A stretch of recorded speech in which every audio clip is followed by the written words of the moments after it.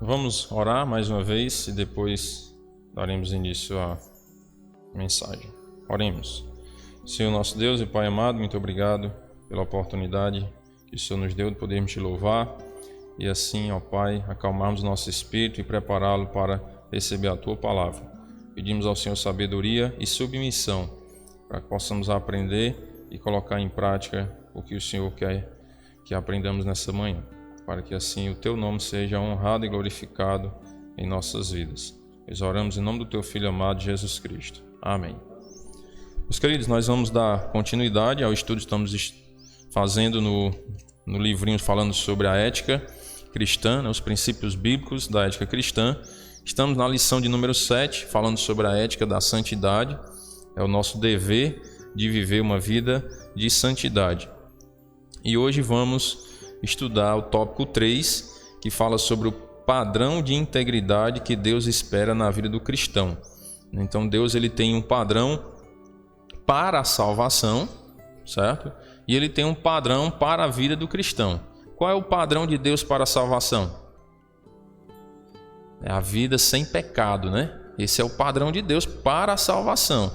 Se você quer ser salvo por si só, por si mesmo, então você precisa viver sem pecar. Quem consegue? Ninguém. É por isso que Jesus veio ao mundo e cumpriu o padrão de Deus para a salvação por nós, certo? Porque nenhum de nós teríamos capacidade de cumprir o padrão de Deus para a salvação. É impossível ao ser humano. Teríamos que viver uma vida sem pecar e, infelizmente, não conseguimos, certo? Pecamos por atos, pensamentos e omissões também. Então Jesus ele precisou vir ao mundo para nos proporcionar essa vida eterna, a salvação da nossa alma, porque somente Ele pôde cumprir o padrão de Deus, que foi viver sem pecar. Mas tem o padrão de Deus para a vida do cristão. Nós que recebemos o Senhor Jesus Cristo como Salvador, nós precisamos viver uma vida de santidade. E Deus tem um padrão para nós. E aí nós precisamos aprender que padrão é esse, né? Como é que Deus quer que nós vivamos essa vida, né? Então, Ele quer que nós vivamos uma vida afastada do pecado. Irmão, mas você disse nesse instante que nós não conseguimos viver sem pecar. Exatamente, não conseguimos. Mas devemos nos afastar do pecado o máximo possível. Abandonar o máximo possível de pecados. Não podemos estar brincando com o pecado, não podemos ficar alisando o pecado, como alguns costumam dizer. Temos que ficar bastante atentos, temos que orar bastante, temos que pedir a Deus sabedoria para nos afastarmos o máximo possível dos pecados. É esse padrão que Deus quer de nós. É Deus olhar para o nosso coração, porque Ele conhece o nosso interior, e ver que o desejo do nosso coração é não pecar contra Ele. Podemos até pecar, não deveríamos pecar, né? Cuidado para não confundir, né? Ah, o pastor está dizendo que a gente pode pecar. Não deve, não deve. Poder, tudo pode, né? Mas nem tudo é lícito. A Bíblia diz isso. Você quer pecar? Problema seu, né? Mas não deve, certo? Então nós não devemos pecar. Pode até ser que venhamos a pecar, mas não é a vontade do Senhor para as nossas vidas. E Deus quer ver em nós o desejo de não pecar. É isso que Deus quer ver em nossas vidas.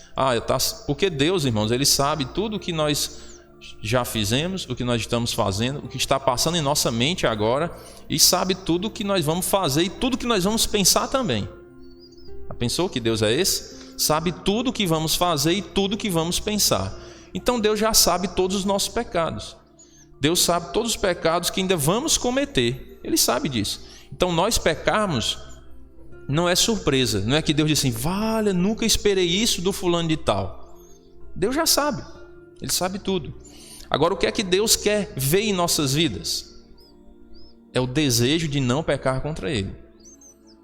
É ver nós clamando a Ele para não pecar. Senhor, me livra de cair nas tentações. Não tem na oração do Pai Nosso, não tem também uma partezinha, né? Não é que a gente tem que ficar recitando o Pai Nosso toda vida que vai rezar, não, né? Que vai orar, não, certo? Mas tem lá, a oração do Pai Nosso é um modelo de oração. E lá fala, não nos deixe cair em tentação. Deus não nos ensina a orar para não ser tentado. nos ensina a orar para não cair nas tentações, porque as tentações virão, mas nós temos que orar a Deus para não cair nas tentações. Então, Deus quer de nós o desejo de não pecar. Pecar, infelizmente, vamos que acolá escorregar, né? Mas Deus quer o desejo do nosso coração de não pecar. Então, isso é o padrão que Deus quer de nós. A integridade, ela está relacionada com a questão da verdade, que reflete a santidade de Deus. Então, precisamos procurar, né, viver essa verdade e ter essa integridade no nosso interior, para que Deus olhe para nós e veja que estamos querendo viver uma vida realmente íntegra e reta diante de Deus. O que ele vai saber, ele vai dizer, realmente eu sei que o fulano de tal pecou, mas eu conheço o desejo do coração dele, eu sei que ele não queria pecar. É isso que Deus quer ver em nós, esse é o padrão de santidade que Deus quer para as nossas vidas, certo? O primeiro ponto é a genuinidade, né? Deus quer que sejamos realmente pessoas genuínas, né? Verdadeiras. Romanos capítulo 12, versículo 2, fala sobre isso. Vou ler o versículo 1 também, para a gente recordar o contexto, né? O apóstolo Paulo escrevendo aos irmãos que estavam em Roma, ele diz: rogo-vos, pois, irmãos, pelas misericórdias de Deus, que apresenteis o vosso corpo por sacrifício vivo, santo e agradável a Deus, que é o vosso culto racional. E não vos conformeis com este século, mas transformai-vos pela renovação da vossa mente, para que experimenteis qual seja a boa, agradável e perfeita vontade de Deus. Então o Senhor nos ensina aqui que precisamos não nos conformar com este século. Não podemos estar conformados, ou seja, nos amoldar às práticas mundanas deste século, ou seja, do mundo, as práticas que o mundo pratica e diz que é tudo normal. Não é normal porque todo mundo faz, né? Eu já ouvi algumas pessoas dizendo assim: não, mas o fulano de tal faz, ele é crente também. Aí fica complicado para a gente, né? Ih, rapaz, um crente faz isso que a Bíblia diz que não é para fazer. E aí alguém me tentou para fazer e eu disse que não fazia porque Deus não concordava. Aí a pessoa usa qual arma? O fulano de tal é crente e faz isso. É como se dissesse assim: você é que está errado, ele é que está certo. Olha a tentação do inimigo, né? Às vezes você quer fazer a vontade de Deus, mas aí como algum crente já vacilou, aí o descrente usa aquele vacilo do irmão para dizer: não, você é que está errado, porque o crente fez isso. E aí? O que é que nós vamos fazer, né? Ah, tá bom, então se um crente fez, né? Então posso fazer também. É assim? Não, porque se um crente fez contrário à vontade de Deus, quem está errado é ele, não é a Bíblia não. Então a gente tem que segurar, mas está escrito que isso não pode ser feito, que um crente não pode fazer isso. Nós temos que lembrar sempre, irmãos, quando somos tentados, lembrar sempre do Senhor Jesus Cristo, quando ele foi tentado lá em Mateus capítulo 4. O que foi que ele usou para se defender? A palavra. Ele sempre dizia, né? Está escrito, está escrito. Ele se agarrava às escrituras sagradas. Nós temos que tomar o Senhor Jesus como exemplo. Quando somos tentados, nós temos que lembrar o que é que está escrito a respeito disso. A Bíblia diz que eu posso fazer isso ou a Bíblia me proíbe de fazer isso? Então não é o que os outros acham, não é o que o mundo pensa. Não vos conformeis com este século. Ah, não, porque tem crente que anda fazendo isso. Problema deles. Eu lembrei agora da situação atual, né? Que nós estamos vivendo. Pandemia, aí tem os protocolos de segurança, tem as restrições, tem os lockdowns, né? Aí, de acordo com os protocolos de segurança e os decretos, Mombaça não pode realizar culto no domingo à noite. Ou pode? E eu não estou sabendo ainda. De acordo com os decretos, não pode. Aí as pessoas às vezes dizem assim: mas a igreja fulano de tal, que eu não vou dizer nome, né? A igreja fulano de tal, a cicrano, não sei o que, não sei aonde, estão fazendo. Aí, irmãos, então a igreja fulano de tal está fazendo, então pode, né? E aí? Tá vindo até festa, é? Aí, eu falei, acho que foi quarta-feira, não foi? Sobre isso também, quarta-feira à noite. Nós procuramos seguir o que as autoridades estão dizendo. Não é porque somos frouxos, certo? Ou temos medo. Não. Sabe qual é o nosso temor? É a Deus. Nosso temor, não é medo, temor. Nosso respeito é a Deus. Temor significa respeito. Por que nós não realizamos o culto domingo à noite? Porque Deus diz que nós temos que nos submeter às autoridades, não é? Então, se as autoridades dizem que não pode, vamos segurar por enquanto, né? Estamos segurando. Por quê? Para não dar mau testemunho. Porque aí o que é que vão dizer? Rapaz, os crentes estão todos se reunindo, fazendo festa, né? Numa pandemia dessa, que é para estar em lockdown, é para estar fechado, e aí estão quebrando os protocolos. Ontem em Pedra Branca, né, tinha... Eu não sei o que é que tinha. Não sei se eu digo também a igreja, né? Porque às vezes tudo que a gente fala aí quer dizer que a gente está criticando. Mas não é. É um fato que aconteceu ontem. Eu cheguei de viagem, né? Com a minha esposa, aí a gente foi deixar o meu sogro e tudo. Aí ele mora bem atrás da igreja, matriz lá de Pedra Branca. Aí eu não sei o que é que tinha lá não. Eu sei que estava assim, ó, de carro. Lotado. Isso, lotado de carro, você imagina dentro da igreja. Que eu não entrei, né, para ver, lógico. Ó, lotado. E aí os restaurantes, lanchonetes ao redor ali da praça, da matriz, pra quem conhece Pedra Branca sabe, né? Assim, ó, lotado. Ontem, sábado à noite. E aí? Aí vamos supor, aí o crente pega e diz assim: ah, beleza, né? Tá tendo gente na rua, eu vou lá aproveitar para jantar fora hoje, para ver o movimento. E aí? Não, irmão, é normal, não é? Normal, irmão, porque a gente passa tanto tempo lockdown, né, em casa fechada, aí no dia que tem um movimentozinho é bom a gente sair, jantar fora para ver as coisas, né? E aí? Sai ou não sai? Janta ou não janta fora? É um dilema, não é? Não, irmão, mas todo mundo faz. Não vos conformeis com este século, a Bíblia diz, né? Todo mundo está fazendo, o pessoal estão saindo lá, os decretos estão permitindo você fazer isso. É um assunto, às vezes, um pouco polêmico, não é? Porque aí tem opiniões diversas. Não, irmão, não tem problema não, está todo mundo de máscara, já tomaram a primeira dose da vacina, né? Certo, tudo bem. Mas, o meu ponto de vista, eu não tenho coragem, né? Tá ali, lockdown, aí aproveita um dia que tem a festividade na igreja, matriz lá, tá assim de gente, aí o crente sair justamente naquele dia para ir jantar fora. Eu não sou de acordo, certo? Você quer jantar? Pois então compre e peça, né? Ou quer sair para jantar fora? Vai no outro dia que não tem tanta gente na rua. Porque, irmãos, nós como crentes temos que dar o exemplo. Porque as pessoas vão olhar e vão dizer: olha os crentes aí, que não tem amor à vida dos outros. Certo? Então nós temos que ter cuidado. Não vos conformeis com este século. Nós temos muita mania de querer trazer o mundo para dentro da igreja. E não é assim que deve funcionar. A igreja é que deve impactar o mundo. Não é o mundo vir e fazer a bagunça dentro da igreja, não. Nós temos um padrão para seguir. E o padrão é a Bíblia. Nós já temos um padrão. Nós não precisamos do padrão do mundo. Adotar o padrão do mundo. Certo? Aí, irmão, então quer dizer que tudo que as autoridades disserem, né? Agora eu vou para o outro lado. Tudo que as autoridades disserem, a igreja tem que fazer, então? Depende. Certo? Depende. Desde que as ordens das autoridades não vão contra o que Deus manda nós fazermos. Se a Bíblia disser, faça isso, aí as autoridades disser, não faça. Aí, me desculpe autoridades, né? Mas nós temos que fazer a vontade de Deus. Certo? Irmão, então, nós vamos ter que congregar, né?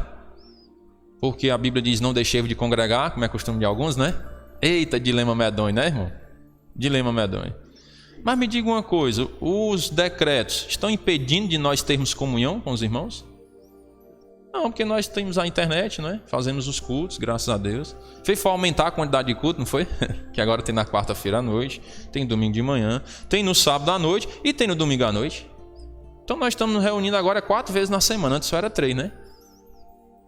Então nós temos que pensar um pouco, parar e refletir. As quantidades de reuniões que nós tínhamos antes, nós estamos fazendo, até mais, né? Não tudo de forma presencial, porque os decretos não estão nos proibindo de realizar o culto. Se dissesse assim, não, os crentes não podem realizar o culto, nem pela internet. Aí é outra história, né? É outra história. Aí a gente teria que começar a pensar numa outra estratégia. Mas eles não estão proibindo, a gente pode realizar os cultos pela internet normalmente, certo? Então, cuidado com isso. Aí quarta-feira à noite estamos realizando presencial, domingo de manhã também presencial, seguindo todos os protocolos de segurança, né? Uso de máscara, tem álcool gel, tem máscara reserva, tem um distanciamento, né? Quem fica perto são as famílias que já estão perto dentro de casa, não vai ficar afastado na igreja para quê, né? Mas o que é que nós temos que ter um cuidado? Para não ir na onda do mundo, certo? Não vos conformeis com este século. A nossa integridade deve ser para com Deus. Nós temos de prestar contas com Deus, não o que o mundo acha ou com o que a maioria está fazendo, né? Infelizmente, vem algumas perseguições contra a igreja por causa do mau comportamento de alguns crentes, né? Alguns que se dizem crentes se comportam de maneira errada e aí acabam trazendo perseguição contra os crentes. Porque as pessoas que não são crentes, irmãos, eles não entendem a diferença. Eles não entendem que ser evangélico é uma coisa e ser crente é outra coisa. Vou fazer umas perguntas aqui de trocadilho. Todo evangélico é crente? Não. Mas todo crente é evangélico? Sim, né? Todo crente é evangélico, mas nem todo evangélico é crente. Então cuidado com isso, certo? Cuidado. Porque às vezes a pessoa diz, o fulano está evangélico, é crente. Será que é? Porque a própria Bíblia diz que tem o trigo, tem o joio no meio do trigo, não é? Não tem o joio no meio do trigo? Que é o falso trigo? O joio é o falso trigo. Parece com o trigo, mas não é trigo. Ou seja, parece até salvo, mas não é salvo. A Bíblia mesmo diz, certo? Então a gente não pode achar, todo mundo que vem para a igreja é crente. Será que é? Né? Aí depois a pessoa tem um mau comportamento, aí o mundo não sabe diferenciar isso. Está indo para a igreja é crente. E olha o comportamento. Aí desce a linha nos crentes, né? Os crentes fazem isso. Vocês acham que eu gosto de usar máscara? Tem lá quem gosta de usar isso, né? Mas eu uso lá no meu trabalho. Chega alguém lá, máscara. Por quê? Para não dar mau exemplo. Para não dar mau testemunho. Porque senão as pessoas vão dizer, os crentes aí não usam máscara. Vem para o trabalho e não usa máscara. Eu não gosto de usar isso não. Por mim eu já tinha jogado no mato, tocado fogo em tudo que eu tenho lá em casa, para eu nem ver. Mas eu uso por causa dos outros. Uso para não dar mau testemunho, para depois não dizer, os crentes estão fazendo isso. E ainda é um missionário ainda, ó. Né? Aí quando é um missionário, é um pastor, aí eles aproveitam. E ainda é um missionário da igreja. Então cuidado, irmãos, cuidado. Cuidado com o que o mundo vem ensinando. Não dê muito ouvido às coisas do mundo. Principalmente hoje, nós estamos vivendo naquele tempo, dos antigos falavam, não sei se todos já ouviram esse ditado, mas os antigos diziam que um dia a roda grande ia correr por dentro da pequena. Já ouviram esse ditado? O que é que isso quer dizer? Que as coisas sem lógicas iam acontecer, sem lógicas. A roda grande correr por dentro da pequena, como é que tem lógica isso? Não tem lógica. É o que está acontecendo hoje, coisas sem lógica acontecendo. Certo? Quem está certo é que o mundo diz que está errado, e quem está errado o mundo diz que está certo. Tudo trocado as coisas. Então nós temos que andar pisando em ovos. Cuidado com o que o mundo diz, porque o mundo hoje está invertendo as coisas. O certo é o errado e o errado é certo. Aí eu vou dar ouvido ao que o mundo diz? Cuidado. Nós temos um padrão a seguir, que é a Bíblia, a palavra de Deus. Então nós não precisamos, vamos dizer assim, do conselho do mundo com relação à nossa vida cristã. Eu estou com dúvida, irmãos, como é que eu vou agir na minha vida cristã nessa área? Vou perguntar ao psicólogo. Como assim? Nós temos a Bíblia. É o nosso manual. Eu não preciso do mundo para me ensinar a viver a vida cristã, porque Deus já nos ensina na sua palavra. Certo? Temos que procurar uns aos outros, os irmãos que têm o conhecimento da Bíblia para nos orientar como fazer. Eu vou procurar o mundo, pessoas descrentes para me ensinar a viver a vida cristã? Não faz sentido, certo? Então não vos conformeis com este século. Temos que manter a nossa genuinidade na palavra de Deus, de acordo com a vontade do Senhor. A integridade básica da santidade é um autêntico e santo. É ser autêntico e santo, né? Isto é, estar em contraste com muitos que vivem ao nosso redor, pois não devemos nos conformar com este século. Então, ser genuíno é, muitas vezes, e na maioria das vezes, se não dizer em todas as vezes, é estarmos na contramão do mundo. Vocês lembram daquela figurinha que é o símbolo do cristianismo? Que é um peixe, né? Tem um peixinho, né? Nunca ouviram falar nisso? O símbolo do cristianismo, um peixinho. Aí tem o pastor Reinhold Federoff, ele fez uma montagem que eu achei bem interessante. O peixinho nadando contra a correnteza, contra a maré, né? E ele quis representar o que aquilo? Que a igreja tem que ir contra a maré, contra o mundo. Porque o mundo está aí, querendo encher a cabeça dos cristãos, dizendo que o certo é errado e o errado é certo. E nós temos que ir contra o mundo. Nós temos que ir de acordo com a palavra de Deus. Não é que tudo que o mundo diz está errado. Não vamos generalizar também. Mas temos que analisar. Temos que ter o senso crítico nessa hora. Deus concorda com o que o mundo está dizendo que é certo? Aí se disser não concordo. Então não fico com o mundo, eu fico com Deus. Mas se o mundo disse certo, realmente está de acordo com a palavra de Deus. Então tudo bem. Parabéns para o mundo, né? Mas nós estamos percebendo que a maioria das coisas agora estão indo contra a palavra de Deus. E a tendência é piorar, viu? A tendência é piorar. Eita, irmão, mas também você desanima a gente demais, né? Estava começando a me animar na vida, aí você diz que as coisas vão piorar, né? Irmãos, mas é assim mesmo. O crente, ele tem que ter a firmeza dele em Deus. A pátria dele não é nesse mundo. Nós não somos mais desse mundo. No momento que você entregou sua vida a Cristo, você não é mais desse mundo. Não tem o que eu ficar esperando que esse mundo vá melhorar. Não tem o que esperar. O mundo vai piorar, porque as coisas têm que piorar para poder Jesus voltar. Então não tem como a gente ficar esperando, não, irmão, mas vai ficar bom, vai ficar bom. Vai. Todo mundo estava pensando isso, não era que estava melhorando, aí tome coronavírus, né? E aí já descobriram uma outra gripe viária lá na China, não foi? Teve um caso que foi confirmado lá. Eu ouvi numa reportagem, não sei se é verdade também não, que na internet tem muita coisa errada aí, né? Tal do H10N3, é? Vocês ouviram falar, não? Ouviu falar? H10N3. Teve um homem lá que foi constatado com essa nova gripe viária agora. Não bastava H1N1, né? Agora já tem H10N3, né? Então, é assim, irmãos. Ninguém esperava o coronavírus e veio. Ninguém esperava o H10N3 lá e já apareceu, né? Tomara que fique por lá, de lá para a China, né? Para lá mesmo. Mas ninguém sabe, irmãos. O futuro é incerto. Só quem sabe é Deus. Por isso nós precisamos entregar nossa vida a Deus. E Ele dirigir os nossos passos. Porque nós não sabemos do futuro, o que vai acontecer. Mas se nós estivermos com a nossa vida firmada nele, pode vir tempestade, terremoto, furacão, o que vier. Por quê? Se morrer, vai para onde? É melhor do que ficar aqui na terra. 10 mil vezes. Então o crente, ele não pode ficar desesperado. Eita, irmão, mas adoeci, agora eu vou morrer. Vai para o céu, irmão. Vai para o céu. Se morrer, deixa morrer. Eu estou exagerando. Para quê? Para que os irmãos se sintam confortados. Não estou assustando ninguém, não. É para você perceber como o crente tem que encarar a morte. Não é com medo, mas é com intrepidez e alegria. Senhor, se eu morrer, eu vou para a presença do Senhor no céu. Olha que bênção. E sempre que eu falo sobre isso, eu lembro do pastor Nilson, né? Ele morreu com um câncer terrível, terrível mesmo. Jovem ainda, não sei nem se ele tinha uns 50 anos.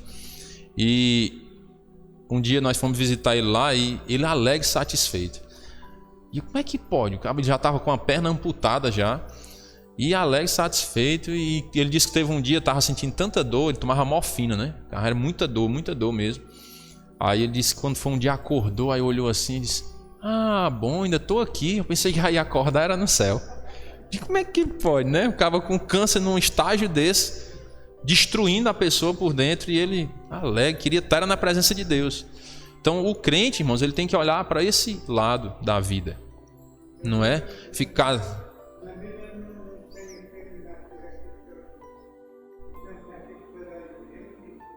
então arrancar a folha. Aí o que é que acontece? Nós temos que ficar focados realmente na eternidade, né? E em estarmos conformados com o que Deus fizer com nossas vidas. E não ficar questionando, murmurando, reclamando. Se Deus quiser fazer, Ele faz, né? E eu tenho provas de que Deus só nos leva no dia que Ele quer levar. Porque eu já vi a morte assim... Vou morrer agora, 4 vezes. E Deus tirou. tirou. Então, ele só leva no dia que ele quer. Então, não adianta a gente ficar desesperado. Lógico que temos que cuidar da nossa saúde, né? Não vamos ser negligentes também, né? Então, se Deus só leva no dia que quer, eu vou usar sem máscara, não vou usar álcool gel, não vou manter distanciamento de ninguém. Não, porque nós temos um testemunho a dar, certo? Então, os nossos cuidados, cuidar da saúde direitinho, cuidar da alimentação, cuidar do seu físico, porque o corpo é o templo do Espírito Santo, certo? Se nós não cuidarmos do nosso corpo, nós estamos sendo negligentes com o templo do Espírito Santo também. Então tem todos uns detalhes que nós temos que fazer enquanto estamos no mundo. Mas não podemos nos enraizar demais no mundo, achar que aqui está bom demais e que eu quero ficar por aqui mesmo. Cuidado com isso, porque a nossa pátria está nos céus e não aqui nesse mundo. Mateus 25, versículo 1 até o 13. Texto aqui para responder uma pergunta reflexiva, né? Será que nós somos cristãos verdadeiros? Mateus 25 diz: Então o reino dos céus será semelhante a 10 virgens que, tomando as suas lâmpadas, saíram a encontrar-se com o noivo. 5 dentre elas eram nécias e 5 prudentes. As nécias, ao tomarem as suas lâmpadas, não levaram azeite consigo. Olha aí, a displicência, né? Não viveram a vida, vamos aplicar, né? Eu estou aplicando agora.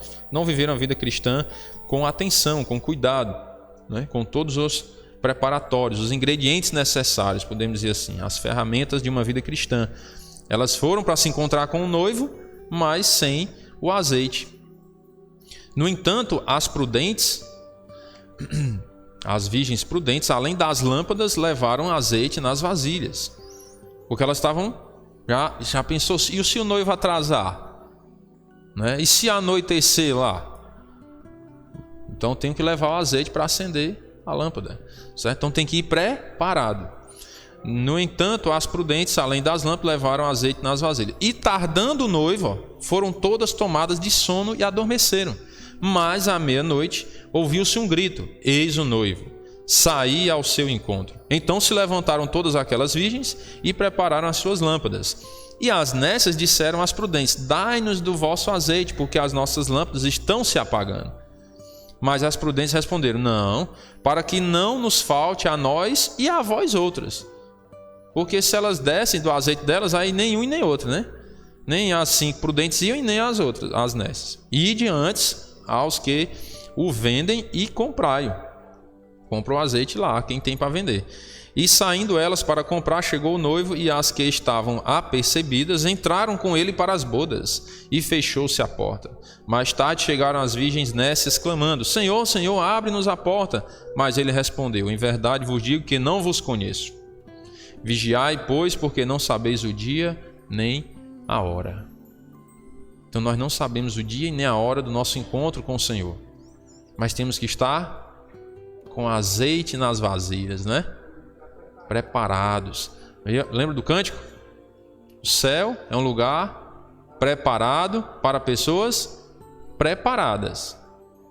Preparadas. Temos que estar preparados para o dia do nosso encontro com o Senhor. Irmão, e qual é a preparação? Primeiro, a fé. Segundo, santidade. Pronto. Irmão, e se eu morrer sem santidade, só com a fé, vai para o céu?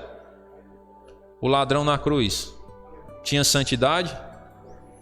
Tinha santidade, o ladrão na cruz? Mas tinha fé? Ele foi? Foi. Ah, irmão, então você está dizendo que eu posso só ter a fé e não viver a vida de santidade. Bom, problema seu, né? Você é quem vai encarar o juiz sem nenhum galardão. Certo?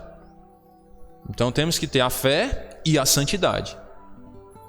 A fé é a entrada e a santidade são as recompensas. São os galardões que Deus vai nos dar no céu por termos vivido uma vida dedicada a Ele. Então, sem fé é impossível agradar a Deus. Deus não recebe as suas obras sem a fé em Cristo antes. Certo? E se você morrer sem obras, só com a fé, você vai para o céu. Vai, porque as obras não salvam. Mas você não vai receber recompensas. Aí cabe a cada um escolher. Não, eu quero só entrar no céu, escapar fedendo para não morrer cheirando. Tem esse ditado, né? Escapar fedendo, ou só com a fé mesmo, só para dizer que entrei no céu. Tá bom? É, pelo menos não foi para o inferno. mas fica lá na rabeira, né? Vamos dizer assim. Então é melhor, irmãos, nós crermos em Deus para termos a entrada no céu e vivermos uma vida de santidade. Porque a vida de pecado, irmãos, não compensa. Você não consegue viver em paz, certo? Lembra da história de Davi, que nós lemos, quarta-feira? Lembra? Ele não morreu, mas a espada não se apartou da casa dele. E aí? Será que nós queremos viver uma vida daquela? O filho querendo matar o pai, querendo tomar o trono dele. Um filho estuprou a irmã. E ainda o irmão que era completo da menina matou o outro irmão. Já pensou? Um irmão matou o outro. Um irmão estuprou a irmã. A desgraça na família dele. Será que compensa o pecado? Então é melhor vivermos uma vida de santidade, certo?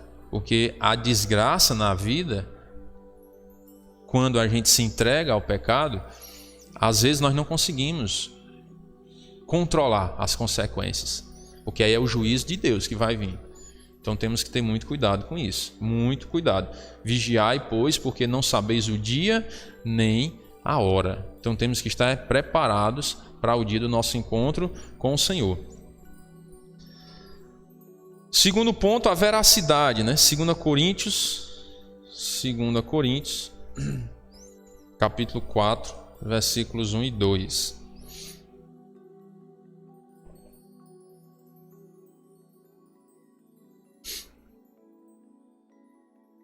Segundo Coríntios 4, 1 e 2. Pelo que, tendo este ministério, segundo a misericórdia que nos foi feita, não desfalecemos. Pelo contrário, rejeitamos as coisas que por vergonhosas se ocultam, não andando com astúcia, nem adulterando a palavra de Deus. Antes nos recomendamos à consciência de todo homem, na presença de Deus, pela manifestação da verdade. Então precisamos agir não às ocultas, mas como se estivéssemos na presença de Deus. Até porque o Senhor, Ele é o quê? Onipotente, onipresente e onisciente. Ele é onipresente, Ele está em todos os lugares. Ele é onisciente, Ele sabe todas as coisas. E é onipotente, Ele pode fazer tudo o que Ele quiser. Ele tem todo o poder. Então nós temos que viver uma vida como se estivéssemos na presença de Deus. Certo? Naquelas horas assim que nós estamos sozinhos em casa, né? Sozinhos em casa. Aí que vem a tentação da gente fazer alguma coisa errada. Ou você pensa assim, Deus está aqui, ó, do meu lado. Eu estou na presença dele. Será que ele vai aprovar esse meu comportamento? Temos que pensar assim. Porque ele está lá. Em que sentido? Que ele sabe. Ele está em todos os lugares. Ele sabe tudo. Ele vê tudo. Não tem como nós nos ocultarmos de Deus. O salmista dizia, né? Se suba aos céus, lá estás. Se faça a minha cama no mais profundo abismo, lá estás também. Não tem como nós nos escondermos de Deus. Ah, vou fazer isso aqui, né, escondidinho. Ninguém vai saber. Eu planejei tudo bem direitinho, ninguém vai ficar sabendo. Deus sabe. Então temos que fazer as coisas como se estivéssemos na presença de Deus, para ficarmos cada vez mais apercebidos. Lembra das virgens prudentes? Elas estavam apercebidas, atentas, esperando o noivo e levar o azeite lá. Não vai que ele atrasa, né?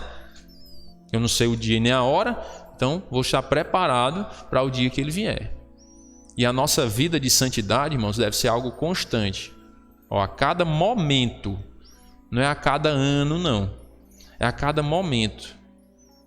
Porque pode acontecer, vamos supor, eu passo 10 anos na vida cristã, beleza, né? Beleza. Aí eu digo, rapaz, eu estou com 10 anos esperando Jesus, Jesus não veio ainda. Eu acho que ele não vai vir hoje, não. Se ele vier amanhã, dá tempo de eu cometer esse pecado agora, aí mais tarde eu peço perdão, Deus me perdoa, aí tô, né? Aí já pensou, se na hora que a gente... Vou abrir, aí na hora que está cometendo o pecado, Jesus volta. E aí? Zero galardões, né? Não deu tempo mais de ajuntar nenhum, né? vai para o céu como pelo fogo, não é assim? Escapou fedendo. Então, irmãos, é constante, a nossa vigilância deve ser constante. Nós não sabemos o dia e nem a hora. Temos que viver na manifestação da verdade, sendo verdadeiros, não enganando as pessoas, não mentindo, porque o pai da mentira quem é? É o diabo, né? Satanás. Ele é que é o pai da mentira. Então nós temos que ser verdadeiros. E aí vem outra coisa polêmica, né? Irmãos, mas tem algumas coisas que a gente não pode dizer não, irmão. Porque se a gente disser, traz problema. Então, ore a Deus e peça sabedoria. Porque dependendo da situação, fique calado, né? Para não mentir. Dependendo da situação.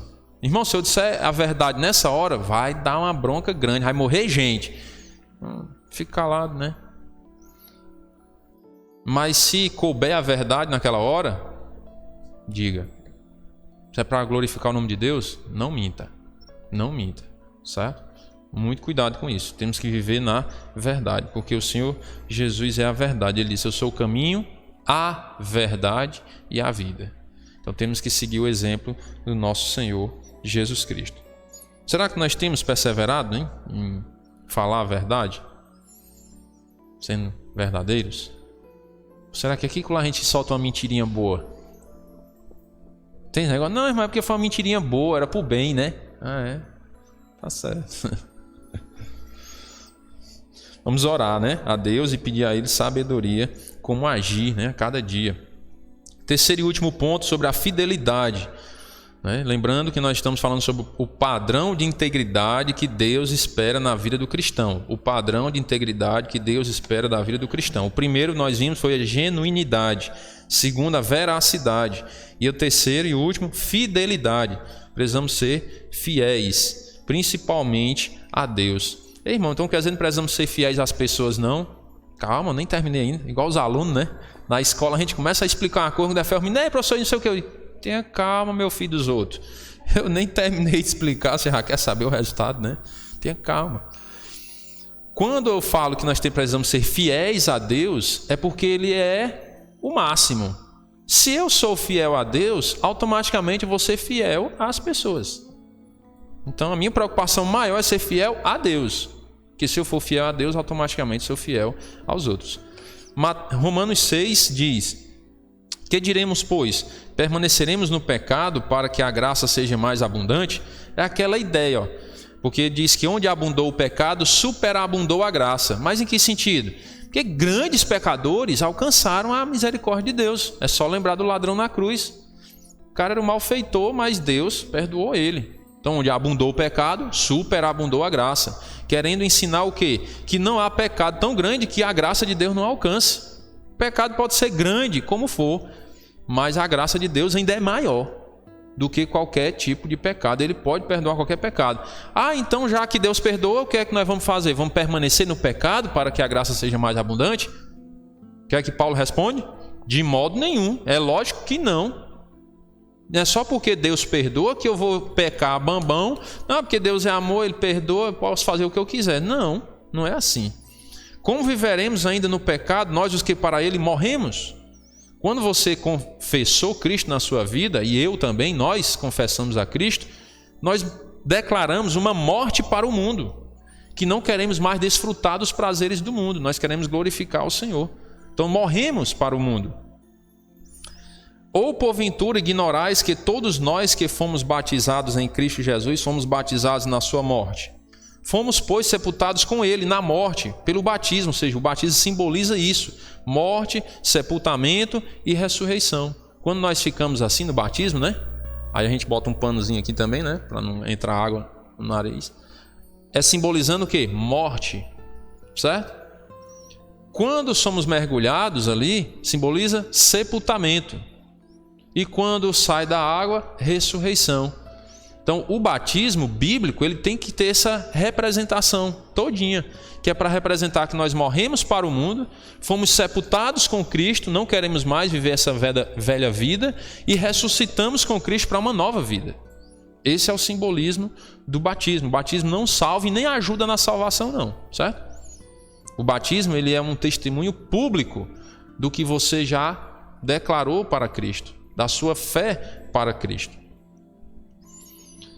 Fomos, pois, sepultados com ele na morte pelo batismo, para que, como Cristo foi ressuscitado dentre os mortos pela glória do Pai, assim também andemos, nós em novidade de vida.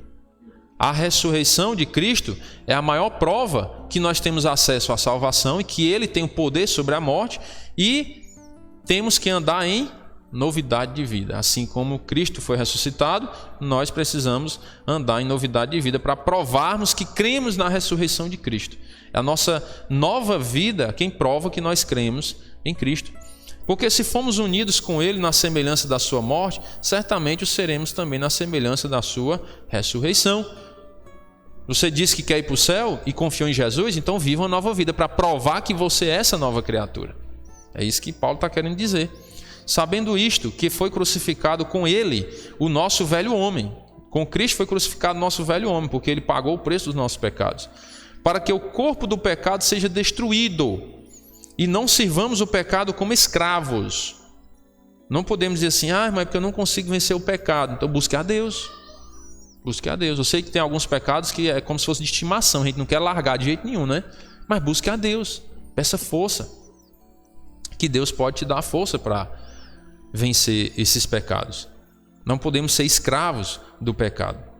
Porquanto quem morreu está justificado do pecado. Quem morreu com Cristo foi declarado justo diante de Deus. Ora, se já morremos com Cristo, cremos que também com ele viveremos a vida eterna com Cristo. Sabedores de que, havendo Cristo ressuscitado dentre os mortos, já não morre. A morte já não tem domínio sobre ele. Pois quanto a ter morrido de uma vez para sempre, morreu para o pecado, mas quanto a viver, vive para Deus. Então, quando você declarou a sua fé em Jesus, você disse, eu morri para o pecado. Morreu para o pecado. E agora? Viva para Deus. É simples assim. Não pode, irmãos, a pessoa dizer, eu sou crente, certo, mas vive a mesma vida de antes, nos mesmos pecados. Não dá. Nem o mundo acredita, imagine Deus. Nem o mundo vai acreditar. Imagine se Deus vai. Se você não consegue enganar a Deus, pode até enganar o mundo, mas nem o mundo acredita. Se você disser assim, eu sou crente, o que é que mudou na tua vida? Nada. Não é crente. O mundo não vai acreditar nisso. Não pode. Como é que você diz que é crente? O mesmo pecado que você cometia antes, você comete agora. Você não procura fugir do pecado, você não procura evitar os pecados. Não é. O que é que mudou na sua vida depois de crente? Nada. Então não é crente. Não é. Porque a Bíblia diz, se alguém está em Cristo, é nova criatura. Não é talvez seja ou um dia será. Não, é automático. Se você creu em Cristo, você já é uma nova criatura. Então tem que viver uma vida nova. Nem o mundo vai acreditar. Se a vida não foi transformada, não tem como o mundo acreditar que você é crente. Então, morreu, declarou que morreu para o pecado. Quando creu em Cristo, você declarou que morreu para o pecado, para a velha vida. Então, viva agora para Deus. Versículo 11. Assim também vós considerai-vos mortos para o pecado, mas vivos para Deus em... irmão, pensei que era nas obras. Não? Não. É em Cristo Jesus. Irmãos, a Bíblia é muito clara. A salvação não é pelas obras. Não é por ritual religioso. Não é por guardar o costume dos antigos. A salvação é em Cristo. Assim também vós considerai-vos mortos para o pecado. Vós quem? Paulo está falando para quem aqui? Para os irmãos que estavam em Roma. Aqueles irmãos que tinham entregado a vida a Cristo. Aquelas pessoas que entregaram a vida a Cristo tornaram-se irmãos, filhos de Deus. Assim também vós que creram em Cristo, considerai-vos mortos para o pecado, mas vivos para Deus em Cristo. Por que agora eles são vivos para Deus? Porque eles estão em Cristo, porque eles creram em Cristo. Não reine, portanto, o pecado em vosso corpo mortal, de maneira que obedeçais às suas paixões. Nem ofereçais cada um os membros do seu corpo ao pecado, como instrumentos de iniquidade, mas oferecei-vos a Deus como ressurretos dentre os mortos, e os vossos membros a Deus como instrumentos de justiça. Então precisamos ser fiéis a Deus. Fiéis, Ele deu a vida por nós, Ele ressuscitou dos mortos em Cristo por nós, para nos dar a vida. Então é o mínimo que nós podemos fazer. é ser fiéis a Ele. É buscar viver uma vida de santidade, uma vida que glorifique o nome dEle. Isso é o mínimo que podemos fazer, é o mínimo. Ele morreu. Às vezes, irmão, nós esquecemos da base do Evangelho. Alguém já parou um pouco para meditar o que foi a morte de Cristo? Um ser totalmente puro e sem pecado, sair da sua glória, do seu trono. É como se fosse assim, um rei saiu do trono dele e veio lá no meio dos escravos para sofrer pelos escravos, para poder libertar os escravos. Já parou para pensar nisso? Eu estou dando essa comparação para a gente tentar apalpar, né, na mente. Mas é muito superior a isso. É um ser que nunca pecou, totalmente puro, o Criador do universo. Ele veio ao mundo, morreu na cruz para nos resgatar do inferno. Já pensou? O castigo maior que tinha naquela época, a morte para os piores dos piores, era a morte de cruz. E foi a morte que Cristo provou por nós.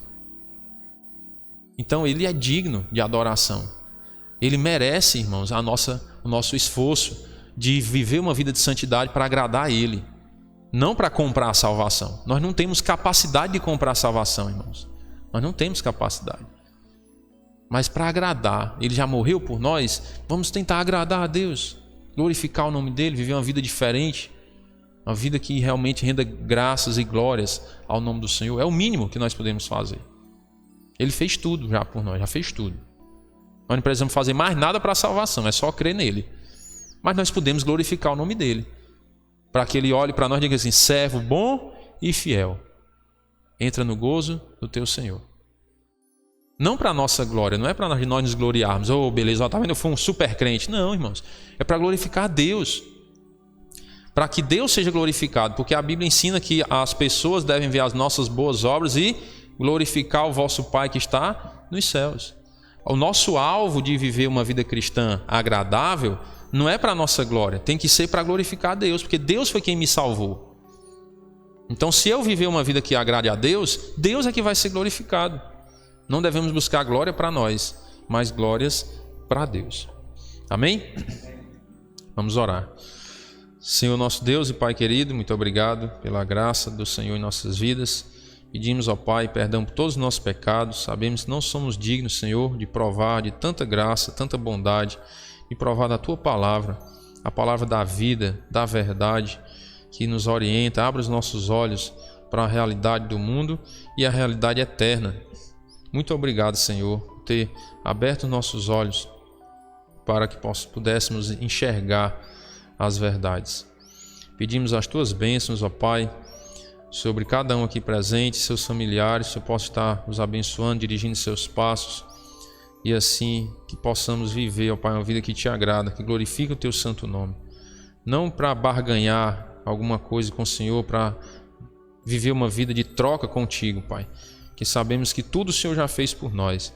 Precisamos viver de uma maneira que glorifique o Teu santo nome, para que o Senhor seja exaltado nos céus. Pedimos as Tuas bênçãos para o retorno aos nossos lares. Em nome do Teu Filho amado Jesus Cristo. Amém. Irmãos, à noite, se Deus quiser, vamos realizar o culto, pela internet ainda. Se vocês souberem de alguma mudança nos decretos, nos avisem, certo? Para a gente fazer as alterações aí. Mas, por enquanto, não fiquei sabendo de nada ainda que foi liberado no domingo à noite. Então, vamos fazer pela internet hoje, às 6h30. Eu mando o link lá, mais cedo um pouquinho, se Deus quiser, os irmãos se prepararem, certo? Aí tentarmos iniciar pontualmente às 6h30, tá bom? Pela internet. Deus abençoe a todos e até a noite, se Deus quiser.